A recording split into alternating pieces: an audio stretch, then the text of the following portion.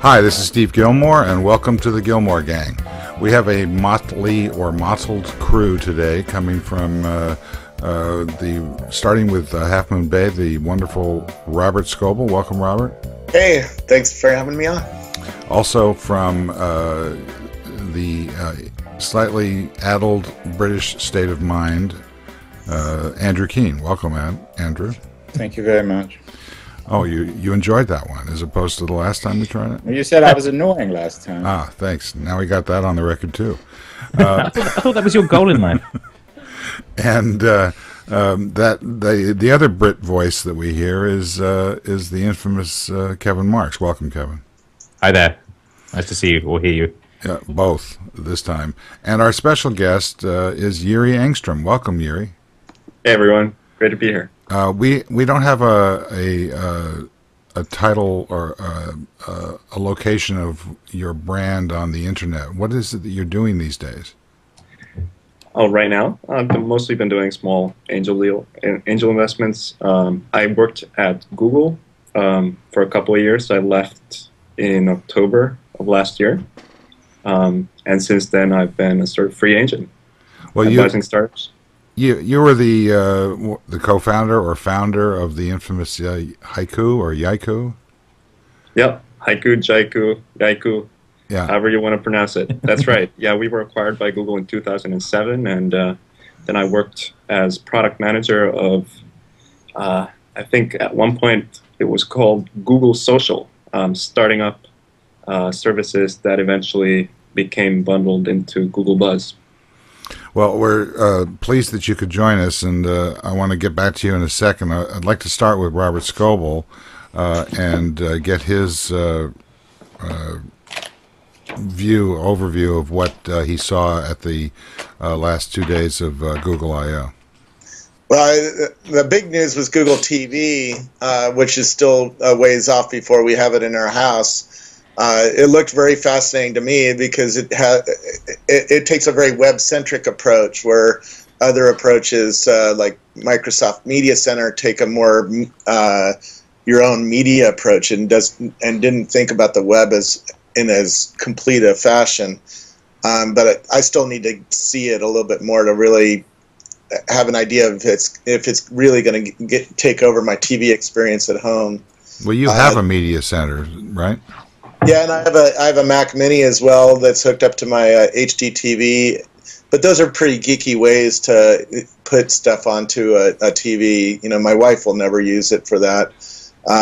This new approach, I could see a normal person using. Well, I'm not sure if I agree with you, but Kevin Marks, what do you think? I think it's going to be interesting. I think that the challenge is going to be the same thing that we've always had with putting computers on the TV. And some of the stuff they showed yesterday didn't seem to have crossed that bar yet. They still had cursors on the screen. They were trying to click things. All the things that make trying to use a Mac Mini connected to the TV was still annoying. So, on the other hand, what I've got now, my Comcast remote has more buttons on it than a keyboard, and most of them don't work half the time. So there's definitely room for improvement there. But it's a difficult area to do. It's something that people have been dreaming about since the mid-'80s, and now that finally the TVs in the home actually are high-resolution devices, we've got a better chance of doing this, and it's certainly interesting to see that. But it is one of these sort of places where two worlds collide and don't always work very well together. Well, I think the biggest problem that they have is that nobody's actually going to use a keyboard while watching television. Yeah, I think the thing that was missing was the tablet or the slate approach, and everybody knows. Well, they showed that at the end. After faffing around with the keyboard not working, at the end they showed using an Android phone to find it by talking to it. And using that as a remote control, and they showed Brit showed sending an application. I know, but they didn't really work on that scenario very much. The fact that they left it for the end and barely even touched on it, partly was due to the problems they were having on stage with the demo. But they don't have a slate yet, right? They don't have an iPad competitor, and everybody knows they're working on it. I talked to Sergey Brin in the hallways, and he's very passionate about the slate, but they haven't finished it yet. Everybody knows they're working on it. They didn't announce it this week, But what is going to happen when they bring out a slate like an iPad and they hinge it with the Google TV? I think that's going to be the really interesting scenario, because I'm totally changing how I watch TV now because of the iPad. I'm watching video on my iPad. My son's watching a different video on his iPad. My other son is watching has control of the 60-inch TV, and I'm watching Twitter while I'm watching TV, right? So there's a socialness to TV now that just wasn't there 5 years ago. And Comcast at the next week at the TechCrunch Disrupt conference, they're going to bring out something that brings, again, the social closer into TV. Whether they get there or not, we'll see next week. But there's a lot of things that are about to happen to TV, and I just don't know that this is the approach that's going to really be the one that captures everybody's attention. I mean, you know, we had tablet PCs for 10 years before iPad came out, and iPad has flashed over. I see iPads everywhere now. You know, on airplanes, at conferences, even in Tel Aviv, where there's not even an Apple store. I saw normal people sitting in restaurants using iPads already, and it's only a month old. They're those normal people you keep talking about. I'm not sure that this is going to flash over the way that the iPad has. But Steve, I read a piece by your annoyingly saintly brother. What's his name? Dan? Yeah, he asked me for some help, so I gave it to him. Well, on this, and you know, it's like reading the same thing I read in the 1990s about the blogs and newspapers and blah blah blah. And what Robert and Kevin are saying is interesting, but it doesn't deal with the most important issue, which is how this stuff's going to get monetized on Google. You know, your brother says everyone's going to have micro TV and niche TV. I'm going to free ourselves from big media companies. I've heard that about 1 million times before, which may be true.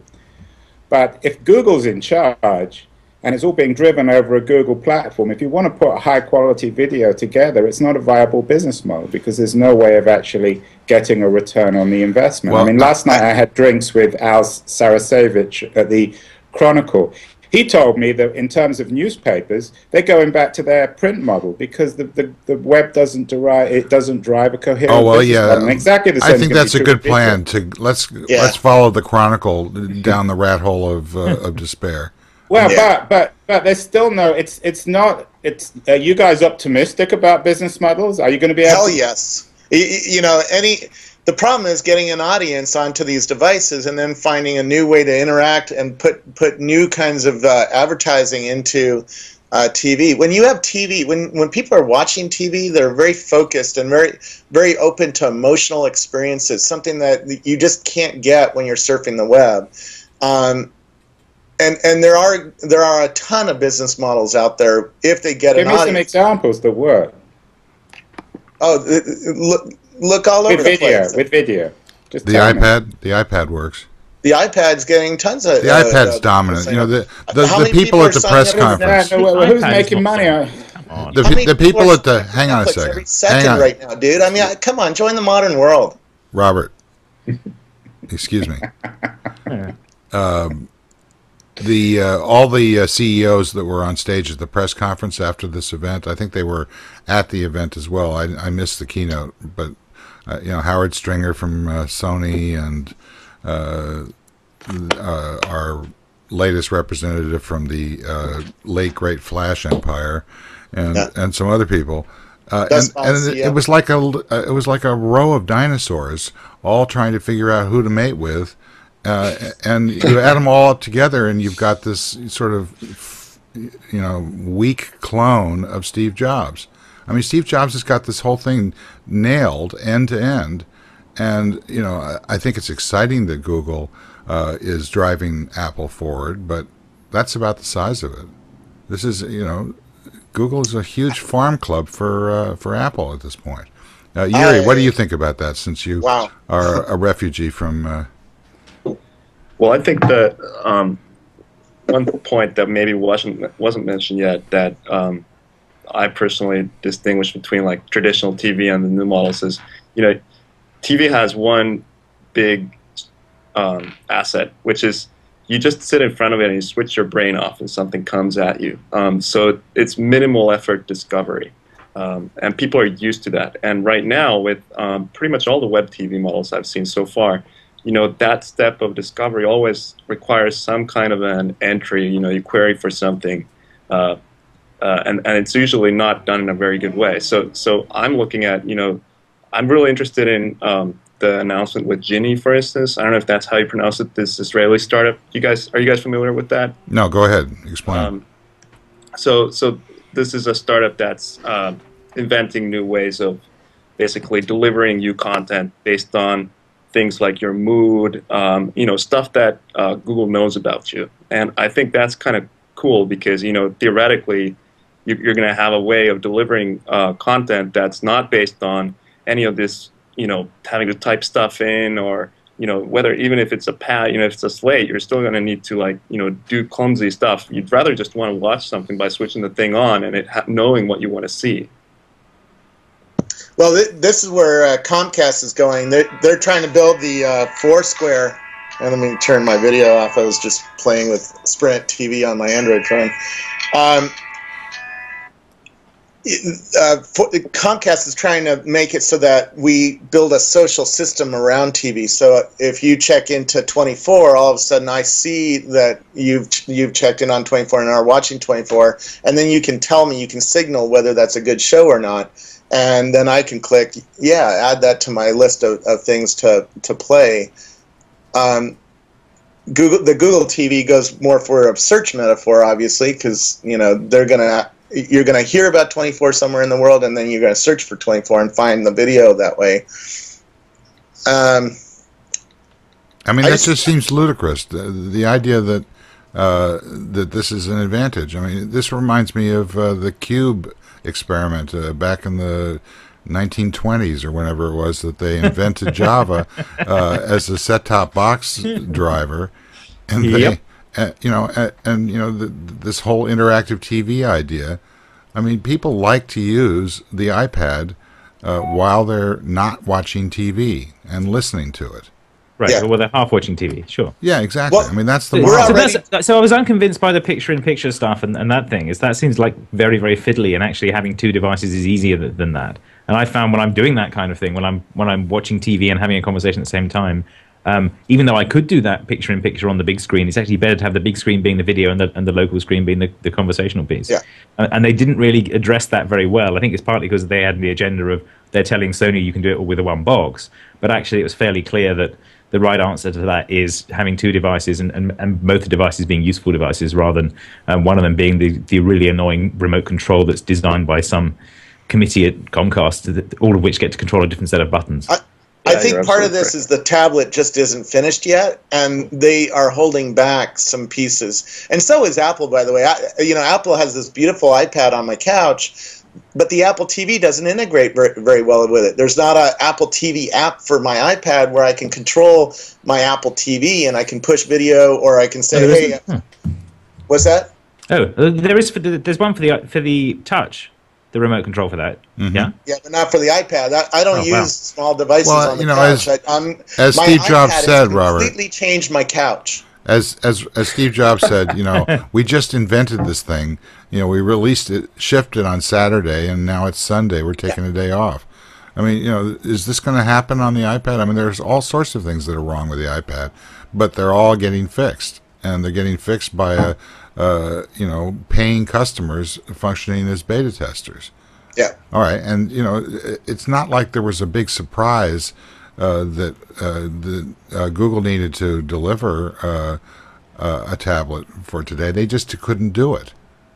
What's the deal here? Why are they announcing? All these guys are standing up on stage, and they're announcing something which doesn't exist. And when it does exist, it's going to still be, as I think Andrew is pointing out, very challenged in terms of aligning with, you've got Sony up there. What about Panasonic? What about all the other manufacturers?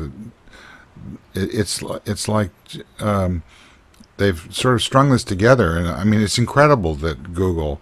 We forget that a few years ago Google was just a search company, and now they're expanding, radically in all directions at the same time. But we haven't mentioned YouTube either, which is a very important piece in this. Yes. Jyri, do you, as a representative from the formerly known as your own company, is Google stretching themselves too thin here? Well, I definitely see at Google, when I was at Google, that there was this effort to, I think it was somebody, maybe it was Sergey who said it was putting more wood behind fewer arrows. They've recognized that they've been kind of expanding in too many directions, and I don't know how much wood is behind Google TV, but it looks like a lot of wood is being put behind it, just like with Android. So the key that I would look at is, how much attention do we see the Google founders put on this project? Just knowing from experience inside of Google, that tends to have a huge impact on the projects. Well, Sergey didn't show up for the TV press conference, and he normally does. So by that metric, he isn't as engaged as he has been on other things like Wave and Buzz and etc. I mean, the biggest challenge in this realm is actually trying to work with the entertainment industry, because they're basically antithetical to this. So, Google tried this with Google Video way back and didn't get anywhere, and ended up having to buy YouTube to sort of get somewhere with video on the web, because what they'd been done with Google Video was trying to build something where they could sell TV shows, and therefore they were following the entertainment industry agenda of locking everything down and making it DRM'd and annoying, and therefore we're missing the actual value of the web, which is letting everyone upload. So they seem to be coming back again with this one and saying, okay, we're going to put the search box on the TV, and you can search your TV guides. And that demo was to placate the industry, but the real agenda is we can search YouTube, we can draw all the podcasts and stuff onto the TV as well.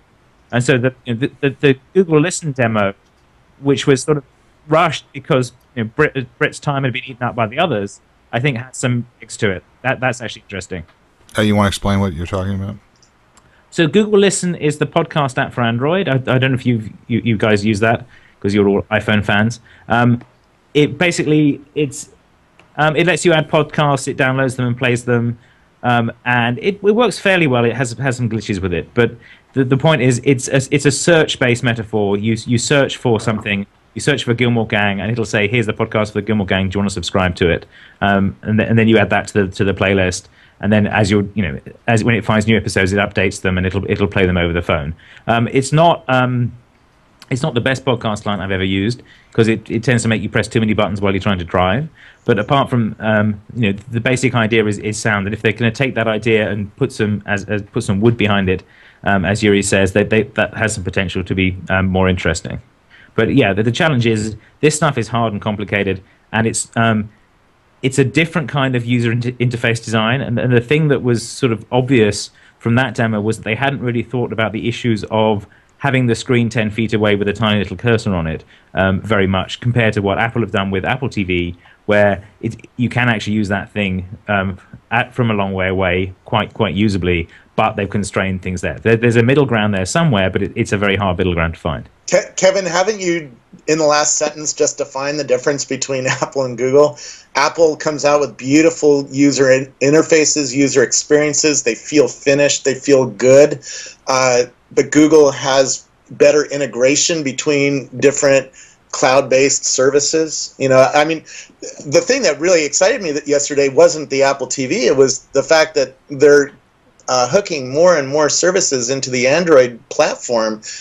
Yeah. For instance, I just got this phone yesterday. I put in my email address, and again, my contacts, my apps, my calendar show up, and now there's a desktop web store where I can download apps, and they instantly show up here without plugging it in like the iPhone. With the iPhone, if I add an app on my desktop, now I have to tether it and move it over. I think that this conversation reiterates a theme that we've talked about a number of times on this show, which is the parallel worlds that are emerging. I don't think it's Apple or Google, it's both. And what Google will control is a low-end free content universe, and Apple will own the high-end paid content. And but Howard Stringer owns among other things, the Beatles catalog, or 50% of it. I mean, Sony is a big company across both mainstream and across both mainstream and so-called free content. But all the big media companies will play in both universes. I mean, just because Stringer was up on stage at a Google event doesn't mean that he's not doing anything with Apple and vice versa. I mean, it totally means that. Sony is not going to build an Apple TV. I mean, give me a break. Oh, but they're going to be strongly represented in the app world. I mean, they're not. It's not just because they're working with Google doesn't mean that they're not going to also focus on the other Apple model. Stringer was literally kissing the Best Buy CEO. I mean, he was even joking around like, I'm up here to kiss to Best Buy, so Best Buy sells Sony TVs this Christmas, right? Well, that's what he's focusing on right now. But Sony is also in the content Best Buy, and one has Google TV on it, and the other ones don't. You're going to buy the Google TV because there's really no difference between the glass anymore. If you go into Best Buy now and look at a 50-inch TV, it's really hard to tell any difference between any of those TVs. Right. Well, there's the commodification of that market. But that's got nothing to do with the broader issue of Google and these two universes simultaneously opening up. Well, I think that they tend toward the extremes of how we're positioning them, and so I'd agree with you there, Andrew. But I don't agree with Robert that that Google TV is going to start selling. So much has been thrown at this particular wall over the years, and particularly it's just the notion. I mean, I know that you, Robert, have. You have a media center. You've been playing around with this stuff since the day that it was released. But your famous normal people don't do this. I mean, I have an Apple TV. I had great hopes for it. I ran out of plugs to be able to plug normal people HDMI are watching YouTube in big numbers, and they're getting acclimated to the fact that they can watch video on the web now. I mean, I totally agree with you, but that's not to Andrew's point, or sort of Andrew's point. YouTube works just fine on on Google and on Apple. That's a transcendent format. I mean, it's 40% of all video on the net. It is, but when you go in to buy a 50-inch TV, like most normal people, they don't really consider buying a computer for watching video.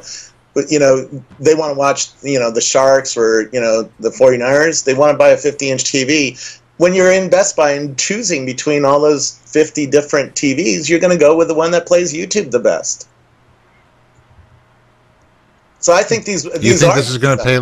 You think that this is wide open now for Google just because they've got the Android platform? You think that they're going to march across the set-top box? Plays YouTube this way that you can sit down and search on a little search box. Nobody. Search for 24, or search for Scobleizer, or search for Gillmor Gang, or search for San Francisco 49ers, and instantly have it pull up on the TV. Think that interface is very attractive. It is going to be attractive, but whether or not this particular iteration in the road along the way to an integrated network television market, the so-called million channel market, whether Google is going to move the needle for their own purposes, in other words, that these Google TV devices are going to proliferate or not, I don't think that they're going to. I think that I mean, the agenda there is really Sony's obvious. Desperately trying to get back in the game. If you had said that about Android phones, you would have, 2 years ago, you would have been wrong, right? No, what I said about Android phones, mind share and has the better phone doesn't mean Google is not selling a shitload of phones, and they're going to do a shitload of Google TVs just because it's going to come with the TV, and Sony is going to come with one of the TVs. That's cool, right? Now, this is a play against Microsoft. This is a play against Microsoft. No, I think it's a play against the TV. Apple. The TV manufacturers. The TV manufacturers don't want Windows on the set-top box, and so they will rally around a different format. In this case, virtually every set-top box is running Linux. I know, but Microsoft has no leverage here. Microsoft doesn't have YouTube. I didn't say that they had leverage. But what will happen when if you go into the store and you buy this Sony TV? when you switch it on, is the first thing you're going to see YouTube? No, you're probably gonna. It's probably gonna say hooking up. You're going to see there's no internet connection to the store. It's going to ask you, do you have a Wi-Fi network? And everybody I know now has a Wi-Fi network. Okay, now I understand that, but you switch it on. Go through Then when you've done all that, is YouTube? Then you watch House like everybody else does. No, there's going to be a search box that you're going to get with a keyboard that comes with your TV, and people are going to try that out. Oh, I can search for 24. That's every really hotel room I've checked into in the last 5 years has a keyboard, and it sits right in that drawer underneath the TV and is never touched because I have no use for it. Okay, but what's the number 2 video site after YouTube, Kevin? Hulu. So Hulu. What is going to be the situation if you buy these things and it's going to be hard to find Hulu? Aren't we going to get into all sorts of very interesting areas here? Absolutely, it's going to be business deals to let Netflix. Yeah, but Google own the platform. It's the old story. It's the old Microsoft story of Windows and all that, right? But no, Google wants to put the goal was fairly clear. They want a search bar at the top of your TV. You watch this, turn the device on. The whole point is they put a search bar on the top of your TV. Right, and Facebook wants YouTube is the second largest search engine in the world, right? True. So it's more than just search. It's more complicated than that. Jump in anytime you want, Jyri. Yeah, I kind of agree with you, Steve. I think it's, even with Android, the adoption seemed disappointing at first to people. It took a longer time than expected for the devices to start to proliferate, and it's just been this year now that everybody's starting to get super excited about Android. So probably there's going to be some, it's probably not going to take off as quickly as, some of the pundits want. But that said, I don't know, I'm kind of convinced, I agree with Kevin that really it's about putting that search box on there. Like I mentioned earlier, I think the issue is are people gonna feel comfortable with inputting stuff on their TV because they're used to just getting stuff from it. Really, the interaction has always been that way. So I think it's really you're the founder of a micro messaging platform. I mean, where was Twitter yesterday? And I don't mean Twitter the brand or even Twitter the functionality, but where was the micro messaging social media platform? It was completely devoid of any kind of impact to this model. And hang on a second, Kevin. They did do that. Kevin, let me just finish. There are all sorts of demos that referenced micro messaging, but there was no deep integration with it. And here's my point: when you say that Google wants to put a search bar at the top of the TV set, that's a good soundbite.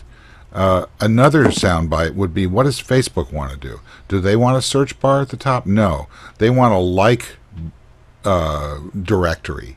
They want to be able to harness the social graph so that you don't go out and start typing on your TV.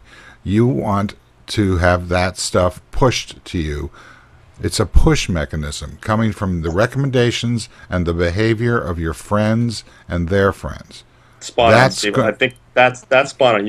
Which one would you guys be more excited about, Facebook TV or Google TV? Facebook TV. Broad market, mass markets. I bet you it's going to be Facebook TV that people are going to be more excited about. For that, well, that's what Robert's describing with Comcast, right? They're trying to do a kind of Facebook Correct. TV. They're trying to do it. I don't know that Comcast is going to get there. I think Facebook is going to get there sooner because, one, they have 500 million users. Two, they have the early adopter kind of users, the people who are going to try things like this. And three, they already have people who put all their TV shows into hundreds of millions of profiles. So they already have a rich database of the TV shows that people actually like. Well, but you forget, Robert, how innovative Comcast is. I'm not forgetting it. I'm going there this afternoon, and I've been meeting with them. And they don't count them out. I mean, that's the Plaxo don't underestimate them. They've got right, and Plaxo spun out of Facebook, so don't count them out. And Facebook has, Comcast has a lot of advantages that Facebook doesn't. They have access to content which Facebook doesn't yet have, but. Let's be honest, Facebook it has a better database of the new social gestures that we're putting into the system. Well, actually, Twitter does, but but they're going to lose it. They have a different set of gestures. The social graph at Twitter is infinitely more built out and powerful than Facebook's is right now. Facebook is a personal directory, which is on the way to absorbing Twitter, not the other way around. Except I've added my TV shows, my music, and my restaurants to Facebook. I've already clicked like on all the Half Moon Bay restaurants that are good, and does not have that data. Does not have that ability to collect my likes or your likes from around these content areas. So I have a question for Jyri, because he used to work at Google. Have they missed the social bus, Jyri? I think it's taken Google a long time to get on the social bus in a big way, just because they've had a lot of existing baggage. They weren't built as a corporation, as an organization to solve that problem. They were built to solve a very different kind of problem. And I personally felt it when I was kind of working on this stuff in Google's timescale was fairly early on. And it was more about kind of trying to go against the grain of the rest of the organization, because so many things, it wasn't about building something new. It was actually about trying to change the way that people were doing their existing jobs, which is always harder. So I'm still, I have a lot of optimism, because I think Google is it's possible that Google's organization changes, and it's constantly changing. I was just there yesterday, and I was impressed by, the amount of stuff that's been going on since I left. But that said, clearly, people like Facebook, people like Twitter, they have a massive advantage, because they've been able to build their organizations from the ground up to solve this specific purpose, and Google's having to kind of change the way that something that was already there before. Does that make sense? Yeah. Jyri, I keep hearing from both internal Googlers and people who have left like you that the infrastructure that they're forced to deploy on is slowing down innovation in new areas like social. Can you talk about that? What do you mean infrastructure?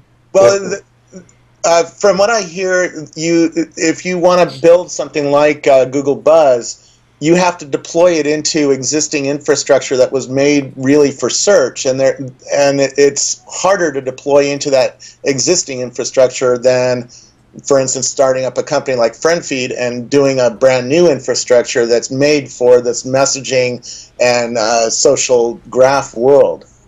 Well, I think that's partly true, Robert. I mean, but seriously, the technical issues aren't as big as the organizational issues. And so, when I arrived, we were tasked with, build a social graph, or build, rather, it wasn't even that. It was, build cool mobile social services. And I started on the job, and I was like, okay, hang on. So we don't even have a social graph with pointers for people. There was no way to refer to a person because we didn't have URLs for people.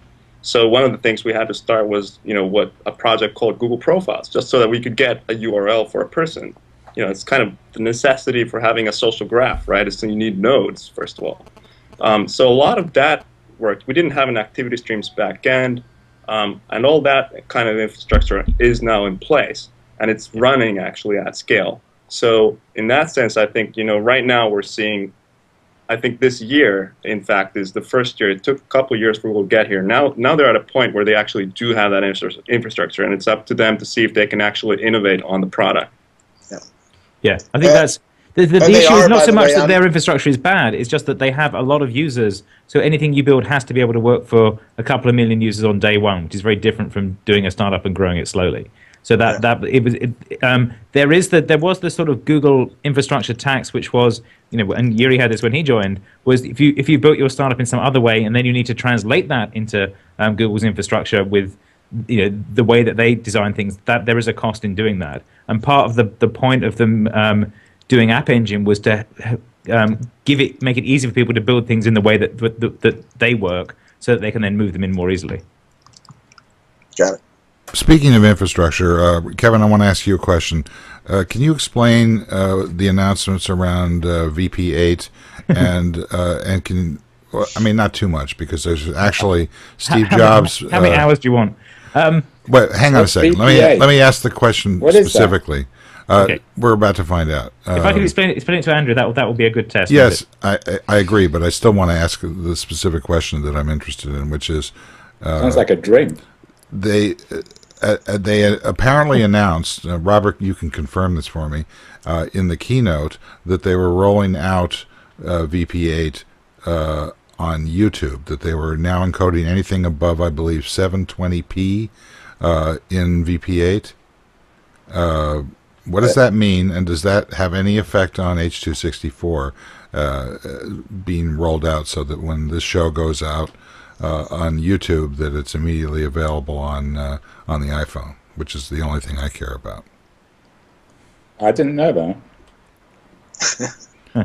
So that was a 6-part question with one answer. Okay, so I can talk to this a bit. So what they said was they will be converting the video on YouTube into this format. They said that. They said they'd start with the 720p versions. They're clearly still going to be encoding to 264 for a while because that's what's actually deployed out there. And in the TV announcements, they were stressing 264 and not VP8. If you read the small print on the what should you use for the Google TV, it was saying 264. Right. Intel said they don't even have it on the chip yet. Right, because in that case, they're trying to do 1080p video in a hardware device. They're going to be using 264 for that for a while until VP8 can get deployed. Okay, so in other words, so as far as the network is concerned, as far as the iPad is concerned, things are going to continue as normal H.264. Yes. So one thing they could do, if this wasn't said, it was slightly implied, was that they could encode the higher res ones in VP8 in the future and then save 264 for the lower res ones. Which would then still work on iPhones and iPads. That'd be one path. I suspect they're just going to build a pipeline and transform everything. Now, so the difference. But wait a minute. If they transfer everything and Apple and Microsoft say screw you, what does that do to the video market? Does it split it in half? I mean, that's nuts. They'd be pragmatic about this. They're going to support the formats that actually play back. That's the high level goal.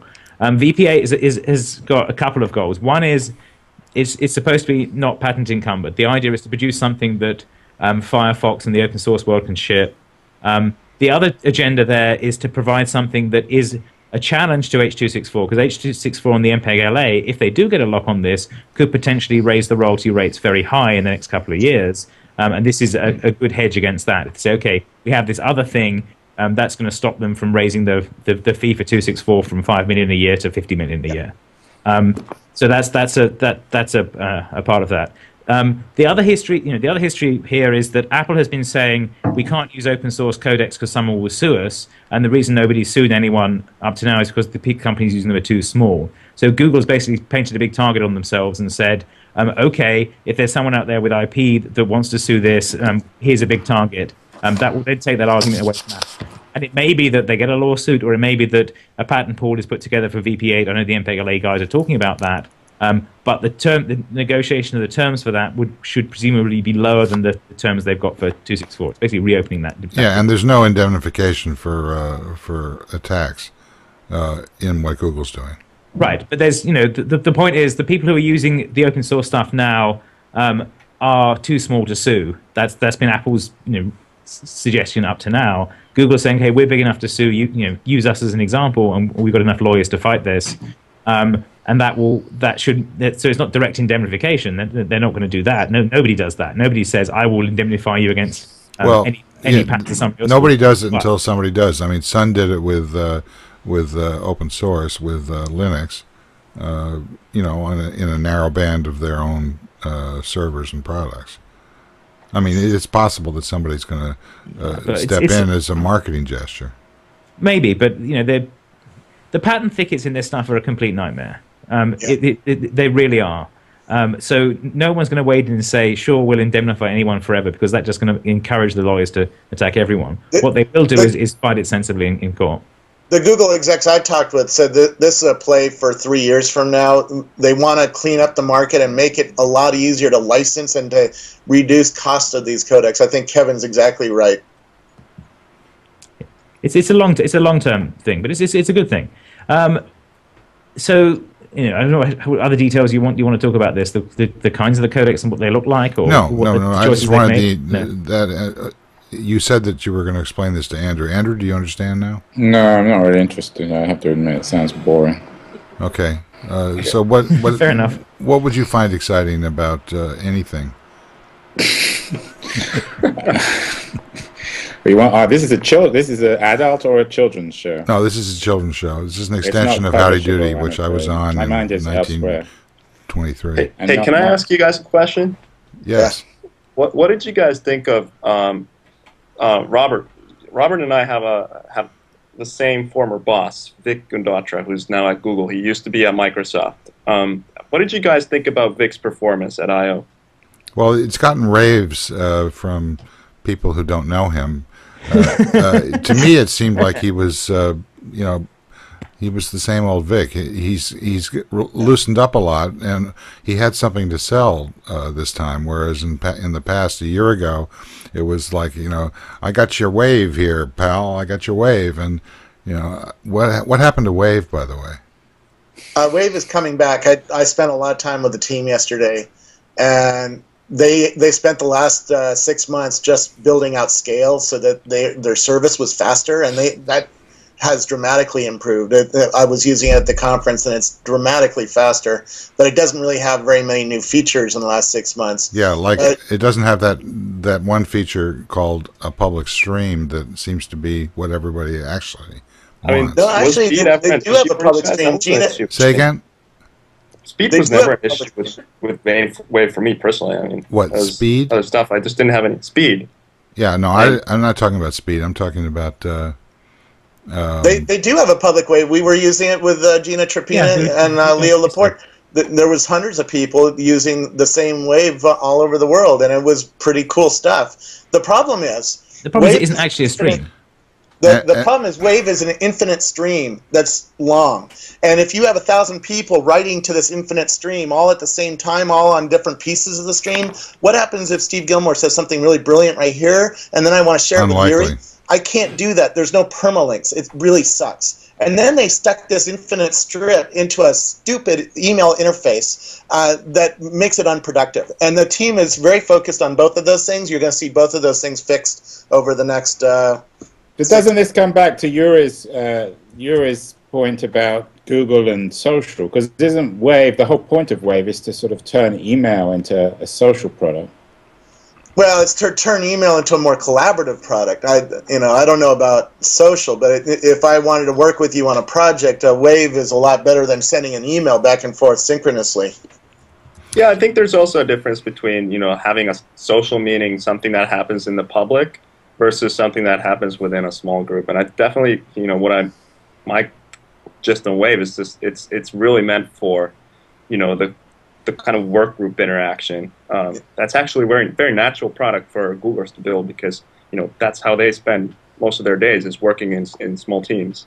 But they didn't expect the usage model to evolve where people would use it for an entire Google I/O conference and that would have one single Wave with thousands of people. Last year, Mike Arrington, M.G. Siegler, and I sat with those, what's his name, Lars, and the product manager for 3 hours. And I think maybe every 30 seconds I said, is there going to be a public, version of this? Is there going to be something which you can reach for outside of, the Wave model? And they said they were thinking about it. They said they were working on it. They showed me Gina's Wave embedded right into a blog. You can copy the JavaScript and embed it right on your blog. So they already have a public model. That's done. I think you. I think Jyri understands what I'm saying. I'm not sure you do. What I'm saying is that there's this incredibly viral thing called Twitter. Or Facebook or whatever that has exploded across people's consciousness and has allowed people to be able to participate in a largely public stream where you do not have to have credential access, you don't have to have any kind of methodology for understanding when something's happening. It uses this thing called the internet. Yeah, and so does Wave. Wave now is public. You don't need an invite. I understand that. You can go to a Wave without having credentials, without being signed into it. You can make a public Wave now. That's what I'm saying. You can make a public Wave and even embed it on a blog. I understand that. Robert, I understand that. Jyri, you want to repeat what you said just before? Sure. Yeah, I think actually Robert's kind of agreeing with you in my reading. Is because, Robert, you're saying, that's all great. Except up until now, it's been a shitty user experience. Excuse my French. But as I understood it, Robert, you were saying that's about to change. Can you give us insight? And what I'm saying is that they were many people have been saying this for a year, and the fact that they're now saying that it's coming soon leaves me cold. Just to be blunt about it. I mean, I think those guys are brilliant engineers, but I think that their commitment or their sense of what it is about this that's going to engage an audience. It's a difference between having a bunch of people jumping onto a Leo Laporte stream and something that's going to become ubiquitous and that's going to compete with other, existing streams that are out there. Right now, Facebook and Twitter own the stream. Yeah, I don't think it's a Twitter killer. I don't think it was designed for that. It's not a stream. It is a document editing system. So the stream stuff is bolted on and feels broken. It isn't actually a stream, and that's it doesn't work for that. So if you use it for that, you're doing it wrong. The real challenge it's got is they've just put operational transforms into Google Docs, so that Google Docs now has the dynamic editing that Wave has. So the question is, what niche does Wave now fulfill? Because it's in that gap in between. That's their real product. And then there's Buzz, which is modeled on Buzz is a stream. Yeah. So and by the way, the Wave team says they're already working on a feature to embed a Wave into a Buzz. So a Buzz is the stream that comes down, but Wave is the infinite strip where a group of people can work on one thing and put little videos. As a matter of fact, there was a demo.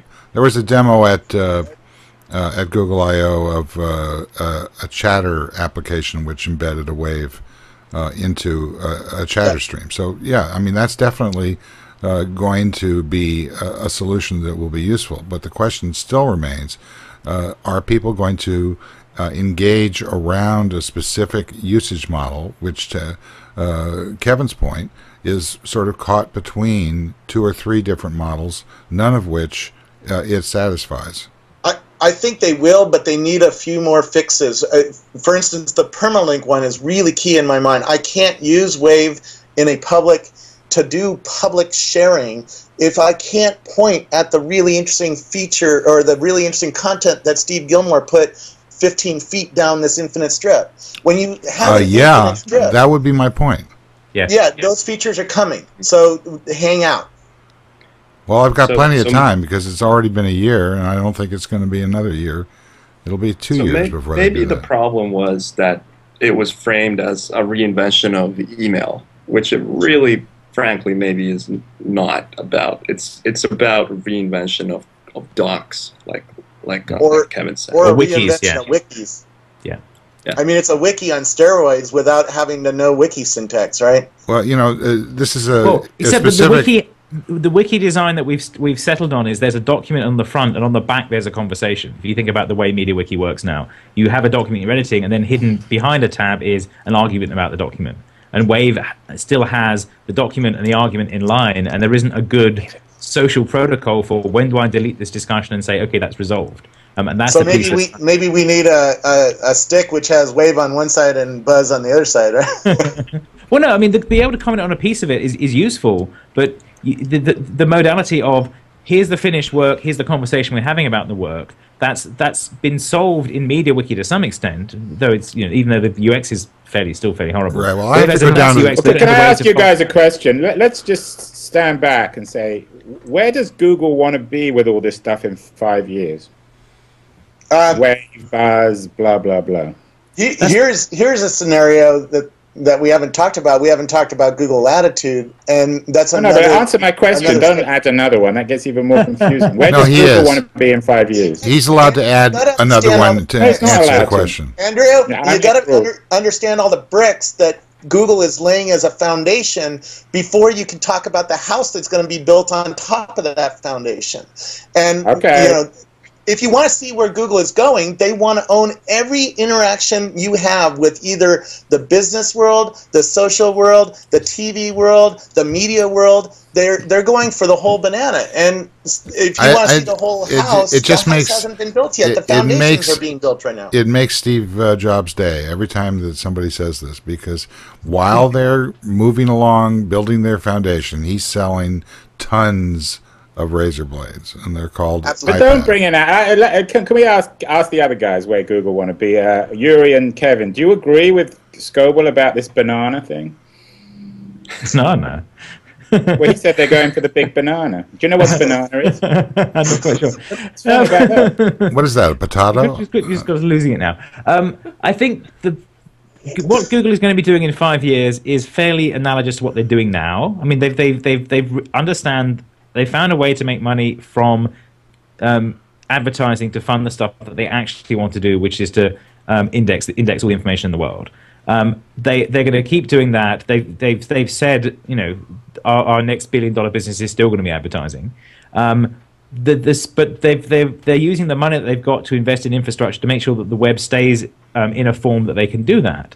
If you actually look at where they're prepared to take big bets, it is to preserve that stuff. So they were prepared to bet $5 billion on buying a cell phone license in order to finesse the terms of those licenses. They're prepared to invest several years in building a mobile operating system that's open source. So there is a mobile operating system that's open source. So they've actually got some chance of being able to deploy applications to it. So they will take these long-term bets that say we want to preserve the openness of the internet because our business is built on the internet being open. That's what they're up to there. Jyri? Good answer. That's right. That's a great answer from Kevin. And the interesting part, I think, everybody, I think, pretty much agrees this is a good thing. However, it could be good thing for who? Advertise for developers, for the web as large, for consumers. The fact that we have a force like Google that's out there trying to ensure that whether it's a question of the mobile web, whether it's a question of the new emerging potential, TV-based web, that it's going to stay open. However, it looks like the dynamics through which advertising revenue is made and by which advertising is consumed is actually transforming. It's no longer about the traditional way of, search-based advertising. It's actually going to be much more about the social graph-based advertising.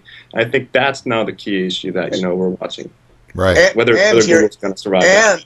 And a mixture of location. Because, for instance, I could have a geofence around my location for my calendar today, and as I drive outside of my house, it can bring different kinds of experiences to me. It can tell me where the gas stations are or what the latest prices are. It can entice me to come in to a Starbucks and get a $1 off a latte or something like that.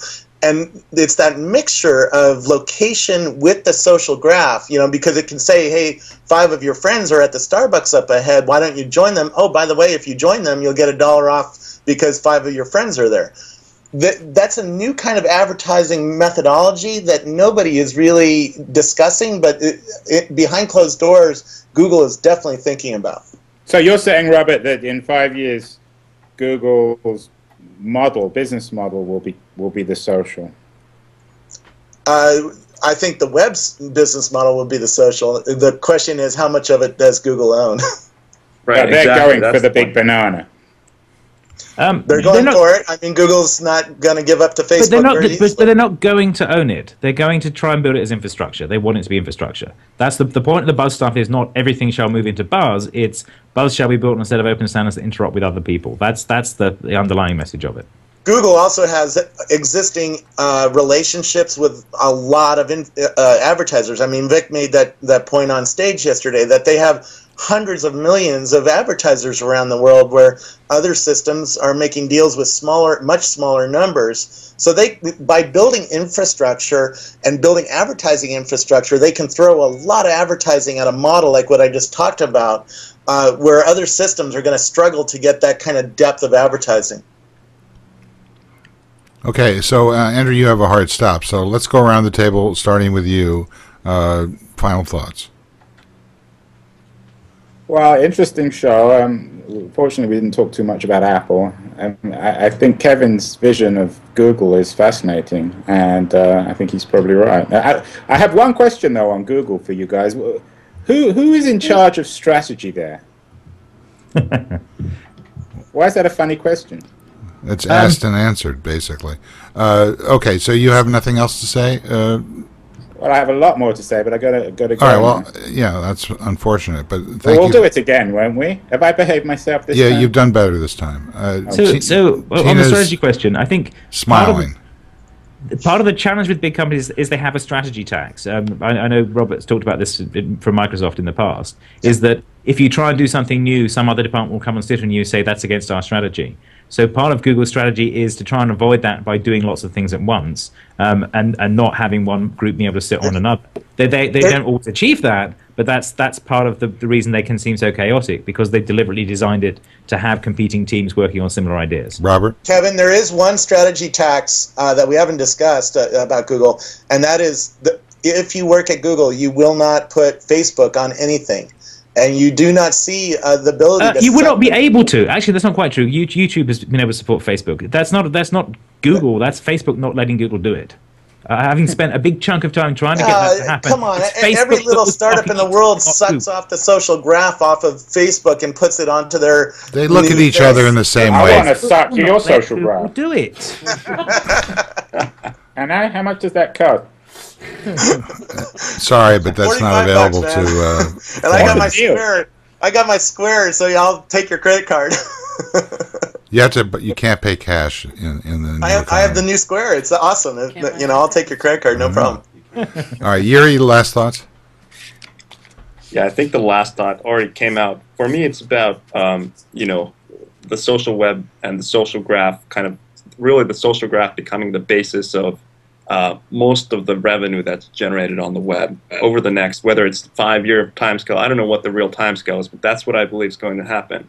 And I think that's the big question that's the big banana for everybody right now in the industry. Right, and I agree with that, and at the risk of talking about Apple, I will, since it's my show. All right, you want me to mute you? you know, like Steve Jobs does? Okay, at the risk of saying the obvious, once again, Apple's making all the money. Google continues to have a very strong revenue stream from advertising, which allows them to dabble in too many projects, many of which are going down rat holes that have already been proven ridiculous by companies like Microsoft and Time Warner and others. So if they can afford, which they probably can, to keep letting the value bubble to the surface and avoid the kind of ridiculous posturing that they had on stage, where Eric Schmidt was interrupting the media to make sure that they asked questions of the Adobe guy in a nice way in the press conference, because he's under fire for Flash. You've got this strange kind of bedfellow situation going on with Google, with this lineup of people who are sort of fit into these little strange boxes which they can't really move from, and they're all anticipating that at some point when this foundation is built out, that they're all going to make some money somewhere. Meanwhile, Steve Jobs is making money hand over fist. So, if you're looking for a business model, Andrew, I don't think you're going to find it in the Google architecture. You're going to find it in what happens as a result of the fact of the Google architecture. I can't believe you. The more you sound more and more like me. The ugly little secret is that we totally agree with each other. This is Steve Gillmor. It's not a secret anymore, right? This is, well, it's still a secret, given the number of people who are watching. This is Steve Gillmor. This has been the Gillmor Gang. I want to thank Rackspace, and particularly Rob Legess, without whom the show would not be back on the air. I want to thank NewTek and their fabulous TriCaster, without which this would not be a video show, even if it started with Leo Laporte's experiments with the same device. It's still the state of the class. And And I want to thank all of my guests here, particularly Andrew Keen, for behaving himself this time. I want to thank everybody who showed up, and especially those who didn't. We'll see you again next time. Bye-bye. Bye. Bye, everyone. Good show. It was fun.